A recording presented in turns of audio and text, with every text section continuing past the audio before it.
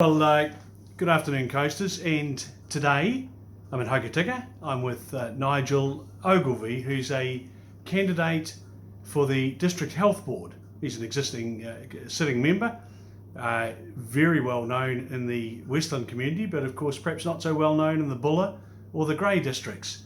Nigel, first of all, thank you so much for accepting the offer that the Coasters Club made to every candidate to have an interview so that you could share your views and experience with people who will be considering who to vote for. Well, thank you for the opportunity, Bruce, and the Coasters Club. It's a good opportunity to have a chat to everybody. Now tell me, who's Nigel Ogilvie? Well, I'm a young fella that moved from the North Island about 27 years ago to do a 6-month contract in health on the West Coast, and I came to Hokitika and just fell in love with the place.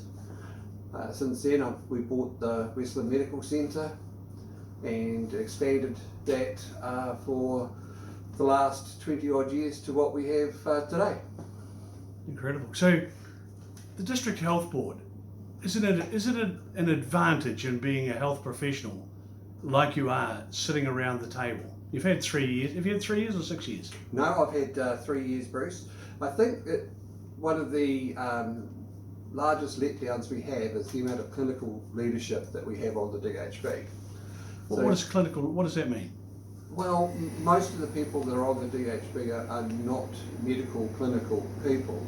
Right. So apart from our current chair and myself, there was no sitting clinical members. Yep. Well, so it must be difficult at times. It is, but remember we're working on governance, not operations. Of course. Yeah, good point. And I would like to see that the operation team was held a little bit more accountable on how they spend the money clinically. Yep. As an example, us having to send patients over to Christchurch, say, for knee operations. Now, we can't do all that here because we're such a small rural place. We need a Transalpine agreement. But if they're spending money on managers and other pieces of equipment that we actually don't need, then I've got some concerns. I can understand that. Now this is a coast-wide role, so you're representing us from Kaniere to Haast.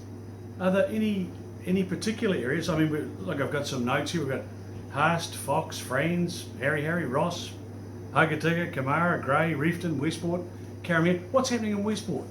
Okay, so currently in Westport, as you know, we're into the final stages of building the integrated family health care. We also have looked at helping Kaniere Rest Home develop. We've come a long way in Westport. It has taken us a long time. We've also come a fair way in Haast as well with the joining up with St John. Yep. You have to remember that everybody from Kaniere to Haast looking for any medical treatment is entitled to that same treatment.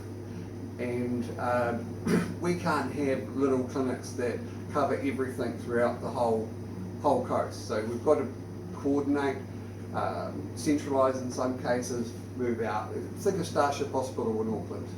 If we've got a really sick kitty in Hokitika, we're going to send him to Starship. Yeah. We don't have those facilities available. So every child on the coast has the same rights for that sort of treatment. So we'll send them to Starship. So we look at the Greymouth Hospital, the build that's going on there at present. They tell me it's going to open next year. They also say that we're actually getting more money per head of capita for this capital build than most other places in New Zealand. Is that right? Yeah, that is correct. Kaniere Hospital. Yes. Is definitely had a lot of money spent on it. We are quite a bit behind schedule, as everybody knows. The issues that we had initially was that the steel that arrived was faulty for our foundations, and then after that the building or construction business started failing. Yep. So every month or so it's costing us, or costing the builders like $40,000 or $50,000 in penalties. And yet, for me, I don't see the delay as a problem. I mean, if we end up next year with a 80 or a $90 million hospital for 33,000 people, goodness me. Well, the delays are actually really important to the board. We actually need to be in this new hospital. We've got part of the hospital we're in is an earthquake risk. I mean, that's been advertised right from day one. Yep. We've got to think about the safety of our staff and our patients. So the quicker we're in a safe, effective and purpose-built, designed structure, the better it is for everybody on the coast. So when we look at there's a number of names in the list for the DHB, as there is every election. Yeah. What qualities should we be looking for? Okay, there's certainly people that have done a lot of work. There's people up in Bulla that work for the Bulla Action Group. I'd certainly stand behind some of the members that are standing there. Anyone that's got a clinical background and particularly a governance background. We need a financial background. And So it's quite widespread, isn't it? well, hey, listen, when you're looking at all the paperwork, there's always finances, there's always operations, there's lots of different things that you need. And so to get a proper makeup of a true board, you've got to look at everything that's required.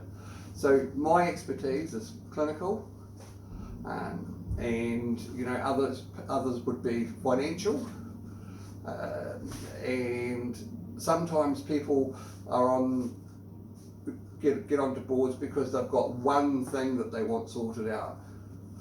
And unfortunately, you can't do that when you're on a board. You've got to look at it as a whole. Yeah, it's not a good thing, is it? So I guess running what has been a hugely successful medical practice, and I can only say that from a customer's point of view here in Hokitika for 20 odd years, you must be heavily involved in administration as well. So you're getting a bit of both. Yeah, well, I'm the managing director. I run the whole practice. Yes. I've also been previous chairman to charities like the Life Education Trust.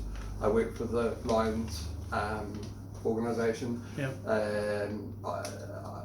I was a previous acting CEO for Pope New Waioda, and prior to that I was on the board, and I'm also currently on the board of the West Coast Primary Health Board, West Coast PHO. Oh, goodness me. So I am pretty much out there. Well, you know what they say, if you want something done, give it to a busy person. What's if you had to identify what the most important issue is for health on the coast that relates to the board, what would that be? It's a financial control of where the money is going. What I'm concerned about is the amount of rejections that we're getting for like orthopedic patients and well, we'll just use orthopedics as an example. Yeah. So someone needs a new hip, and we're told that there isn't the funding or the space or the capacity. Now, capacity means that there's no surgeons, and all of those are often sent across to Christchurch. Yep. So my main focus would be, where are we going to stop spending money so that we can start putting money into our patients, such as hip replacements and knee replacements. We shouldn't be spending the secondary care funding on paying huge amounts of money for locums in private care practices. So we need to make sure our finances and our money is going where it's supposed to be directed to in the first place. Yeah, getting the best bang for the buck by the sound of it. Best bang for the buck, yep. And are there many people on waiting lists? I've never been on one, so I don't know. But is it a reality? So when I spoke earlier, I said that our referrals are being rejected. Yes. So those are people that need to be seen, but do not get on a waiting list because they've been rejected because there's no capacity or there's so miraculously that number's not there. Oh, I see. So yes, there are waiting lists. Oh, dear. And you've got the urgents that must be seen, and anything up to 4 to 6 months delay. So, Nigel, as we wrap this up, there'll be people in Buller and people in Grey District and people in probably Haast looking at this. These videos are well received. What is your message to someone who's looking to tick the box for the hospital board in relation to yourself? You know, what's your message to them?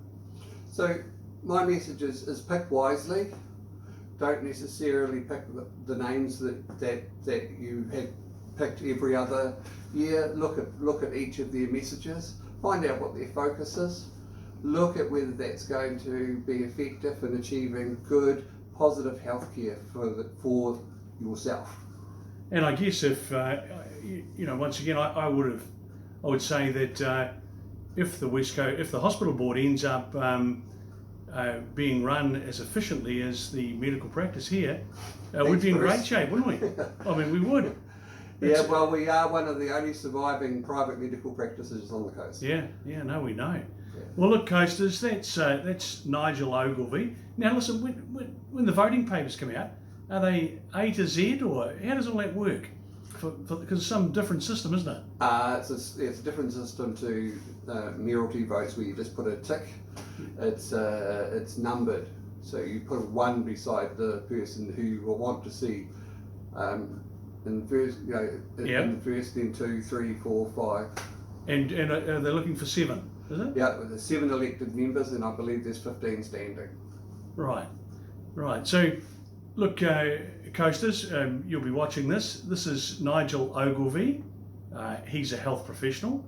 He's done 3 years on the District Health Board, and he'd like to do another 3 years, and I'm delighted that he's put his name forward. So, thank you, Nigel, very much for accepting our offer. You're one of very few that have, I have to say, and I've done about 20 out of the 60 odd people who are sitting coastwide. I've enjoyed every one of them. I've enjoyed this interview. Very best of luck, and thank you so much. And thanks for giving me the opportunity again, Bruce. Catch you later. Okay, bye.